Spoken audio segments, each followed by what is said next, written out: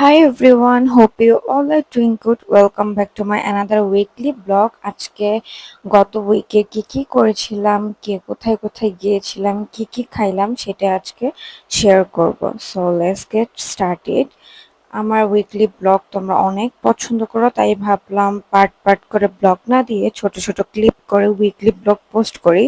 Recently আমার একটা bad habit হয়েছে, সেটা হচ্ছে জাপানিজ ফুডের প্রতি এত বেশি ক্রেভিং অ্যান্ড ফ্যাসিনেশন হয়েছে যে আমি যতগুলো জাপানিজ রেস্টুরেন্ট আছে সবগুলোতে ভিজিট করছি অ্যান্ড সবগুলোর মধ্যে গিয়ে যে আইটেমগুলো আমি কখনো খাই নাই ডিফারেন্ট, ওগুলো হচ্ছে অর্ডার করে করে খাইছি। But in the meantime হয়েছে কি, যে জিনিসগুলো আমাদের টেস্ট বাডের সাথে যায় না, যতই ডিফারেন্ট হোক যতই মজা হোক, ওইটা কিন্তু খেয়ে আমি কেন, অন্য কেউ যদি বলে যে ডিফারেন্ট কোনো কিছু খেয়ে ওয়াও অনেক মজা এরকম কিছু বলে, তাহলে আমি বলবো রং। বিকজ আমাদের টেস্ট বাডের সাথে ওটা যাবেই না। অ্যান্ড এক্স্যাক্টলি যেরকম আমরা চাইতেছি দেখতে, যে এরকম টেস্টের সাথে ওই রকম মনে হয় না। তো সেদিন ঘুরতে ঘুরতে আমি চলে গিয়েছিলাম এই রেস্টুরেন্টে, যেটার নাম হচ্ছে ইজাকিয়া। এটা যাওয়ার পর আমি এত বেশি ডিসঅ্যাপয়েন্টেড হয়েছি, বিকজ আমি এখানে ৩-৪টা আইটেম অর্ডার করছি যেগুলো আমি আগে পরে ট্রাই করি নাই। সো ভাবলাম যেহেতু জাপানিজ আইটেম অর্ডার করব, তো ডিফারেন্ট কিছু অর্ডার করি যেগুলো দেখতে কমন হলেও টেস্ট যাতে আনকমন হয়। অ্যান্ড জাপানিজ যেহেতু, তো ওইটা আমাদের টেস্ট বাটের সাথে নাও যাইতে পারে। সো একটার মধ্যে লবণ অনেক বেশি ছিল, একটার মধ্যে লবণ ছিল না। আরেকটা লাস্টে ডাম্পলিং অর্ডার করি, সেটার ভিতরে যে পুরটা ছিল মাংসের ওটা একটু কাঁচা কাঁচা ছিল। সো এটা আমি রিটার্ন করে দিই যে আমি এটা খেতে পারবো না এটার ভিতরেই। পরে ওরা বলেছিল যে ওটা এক্সচেঞ্জ করে দিবে, বাট আমি বলছিলাম যে না, আমার আর খাওয়ার রুচি হচ্ছিল না। অ্যান্ড ওদের প্রাইস অনুযায়ী মানে খাবারের কোয়ালিটি অনেক কম, কোয়ান্টিটি অনেক কম ছিল, অ্যান্ড কোয়ালিটি খুব একটা ভালো ছিল না। আমি টোটালি ডিসঅ্যাপয়েন্টেডই হয়েছি। যাই হোক, এরপর হচ্ছে ওরা বলল যে তাহলে যে ডাম্পলিংটা অর্ডার করছে ওইটা হচ্ছে আমার বিলের থেকে কেটে নিবে, মানে ওটার বিলের মধ্যে অ্যাড করবে না, মানে ওইটা মাইনাস করে দিলেও। তো এর জন্য আমার আরো বেশি খারাপ লাগতেছিল যে এই ফার্স্ট টাইম কোনো রেস্টুরেন্টে গিয়ে এরকম ডিসঅ্যাপয়েন্টেড হলাম। এরপরে যতগুলো রেস্টুরেন্টে গেছি ততগুলো রেস্টুরেন্ট আমার সাথে কিছু না কিছু হয়েছে, কেন জানি না, হয়তো বা কারো নজর লেগে গেছে। এরপর হচ্ছে একটু মিনিসোতে গেলাম, ঘোরাঘুরি করলাম, তারপর একটা রিক্সা নিলাম, রিক্সা নিয়ে কতক্ষণ ঘুরলাম কারণ বাইরের ওয়েদার এত সুন্দর ছিল। অ্যান্ড বাসায় যাওয়ার পর অনেক জোরে বৃষ্টি নামছে, অ্যান্ড ভাবতেছিলাম কেন বাইরে থাকতে বৃষ্টি হলো না। এরপর ঘুরতে ঘুরতে আমার ফেভারিট রেস্টুরেন্টে গেলাম, যেটা পিজারোলা। ওইখানে গিয়ে ব্রেকফাস্টটা খেলাম। এরপর হচ্ছে আরেকদিন বিকেলবেলা ঘুরতে বের হই। আর ওই কয়েকদিনই একটু ওয়েদারটা একটু ঠান্ডা ঠান্ডা ছিল, যেহেতু কয়েকদিন আগে ঝড় বৃষ্টি হয়েছে। বিকেলবেলা হইলেই অন্ধকার হয়ে যায়, তো ক্লাউডি ক্লাউডি থাকতো, ওয়েদারটা অনেক ভালো লাগতো। আর এরকম ওয়েদার আমার অনেক পছন্দ। তো এদিন ঘুরতে ঘুরতে চলে গিয়েছিলাম নর্থ ইন্ডে। তো আমার অনেক কোল্ড কফি খাওয়ার ক্রেভিং হচ্ছিল, বিকজ আমি কোল্ড কফি লাভার। আমি অনেক কোল্ড কফি খাই, বাসায় অনেক কোল্ড কফি মানে সকাল হইলে আমি এক গ্লাস কফি নিয়ে বসি। এটা হয়তো আমার ব্যাড হ্যাবিট, যার কারণে আমার ঘুম একদমই ক্লিয়ার হয় না। তো ওইখান থেকে আবার হচ্ছে আমি মিনিসোতে চলে যাই, বিকজ আমি যেহেতু একটা লং ট্রাভেল করব, এর জন্য হচ্ছে আমার অনেক শপিং করা লাগবে। আমি বাংলাদেশে আছি হাতে গোনা মাত্র কয়েক মাস, যার কারণে হচ্ছে এখন আমি আরেক জায়গায় যেহেতু শিফট করব, তার জন্য অনেক কিছু লাগবে। তো আমি আস্তে আস্তে সবকিছু গুছিয়ে নিচ্ছি, যেটা যখন চোখের সামনে পড়ে তখনই সেটা শপিং করে ফেলি, বিকজ আমার পরে মনে থাকে না। অ্যান্ড আমি হচ্ছে যখনই বের হই তখনই টুকটাক শপিং করে করে ওই জিনিসগুলো গুছায় রাখি। তো সেদিন মিনিসোতে গিয়েছিলাম। ধানমন্ডির মধ্যে অনেকগুলো ব্রাঞ্চ আছে। তো আমি যখন যেটা সামনে পড়ে তখন ওইটার মধ্যে যাই, ঘুরে ঘুরে দেখি কোন জিনিসটা আমার লাগবে, কোন জিনিসটা ইম্পর্টেন্ট। যেহেতু আমি এক জায়গায় থেকে আরেক জায়গায় সেটেল হব, তো আমার অনেক জিনিসই টুকটাক লাগবে। তো ঘুরতে ঘুরতে লিটারেলি আমার মাথা ব্যথা হয়ে গেছিল, বিকজ বাইরে গরম অ্যান্ড হচ্ছে যেখানে যে ওইখানে এসির ঠান্ডা বাতাস, আমার অনেক মাথা ব্যথা করতেছিল। এরপরে ভাবলাম যে না, এখন আমার একটা হট কফি খাইতেই হবে।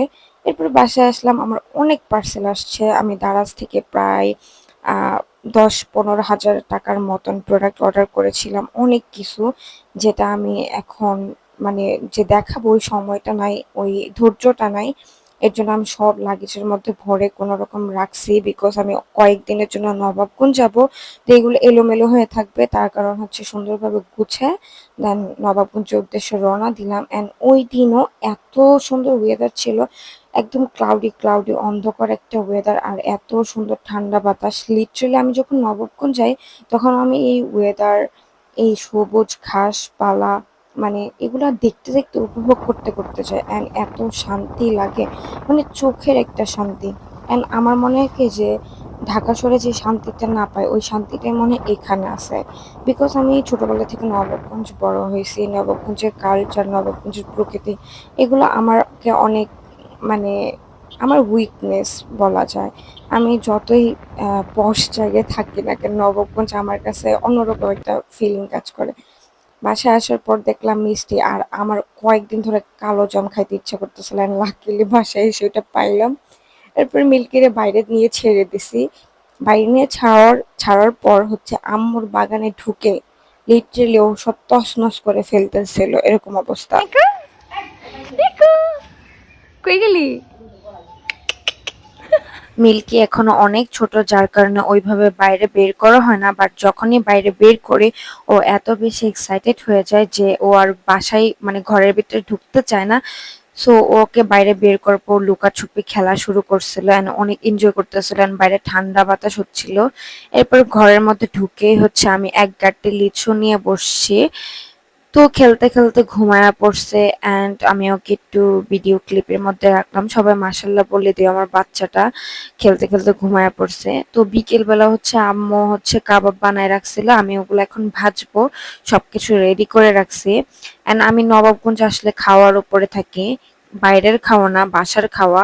ঢাকা যখন থাকি তখন বাইরে অনেক খাওয়া হয়, যেটা সত্যি কথা। বাসায় যখন থাকি তখনও ফুড পান্ডা অর্ডার করে করে খাই, বাট নবাবগঞ্জ আসলে আমি লিটারেলি মানে খাওয়ার উপরেই থাকতে থাকি। মানে আম্মু এত পদের পদের খাওয়ার মানে বানায় বানায় খাওয়ায় আমাকে। যাই হোক এরপর হচ্ছে তারপরের দিন হচ্ছে রেডি টেডি হয়ে বের হলাম। এরপর হচ্ছে স্কুলের সামনে দিয়ে যাচ্ছিলাম এন্ড আমি অনেক আফসোস করতেছিলাম যে স্কুল লাইফটা কেন এত তাড়াতাড়ি শেষ হয়ে গেল এন্ড অনেক কিছু মিস করতেছিলাম। এরপর কতক্ষণ জ্যামে বসেছিলাম, জ্যাম পার করে যুদ্ধ করে এরপর হচ্ছে কলেজ মাঠে গিয়ে বসলাম, কিছু ফ্রেন্ডদের সাথে দেখা করলাম। তা অনেক দিন পর আমি নবাবগঞ্জ যাই, এখন অনেক দিন পর পর, 1 মাস 2 মাস পর পর ধরতে গেলে। খুব একটা আগের মতন যাওয়া হয় না। আগে যেমন 1 উইক পর পরই যাওয়া হইতো, এখন আর ওইরকম হয় না। তো ওদের সাথে আড্ডা দিয়ে হচ্ছে ফুচকা টুচকা খেয়ে একটু শপিং করতে আসলাম। বাসার জন্য কিছু স্ন্যাক্স নিলাম। আমি যেহেতু অনেকদিন থাকবো তো এটা ওটা বানায় খাইতে হবে। রাতের বেলা হচ্ছে আমার ক্ষুধা লাগে। তো এগুলোর জন্য অনেক হাবিজাবি অনেক কিছু কিনলাম। কেনার পর হচ্ছে বাসায় আসলাম। বাসায় আসার পর বিকেল বেলা একটু বের হইছি মিল্কিকে নিয়ে। মিল্কি? তো ও হচ্ছে আবারও খেলতেছে, ঘুরতেছে। অ্যান্ড হচ্ছে আবার আম্মুর বাগানের মধ্যে ঢুকতেছে। এগুলা হচ্ছে বাসার সামনে আম্মু রিসেন্টলি লাগাইছে এই গাছগুলা। কি শাক পাতা, দাঁড়া শাক পাতা বলে।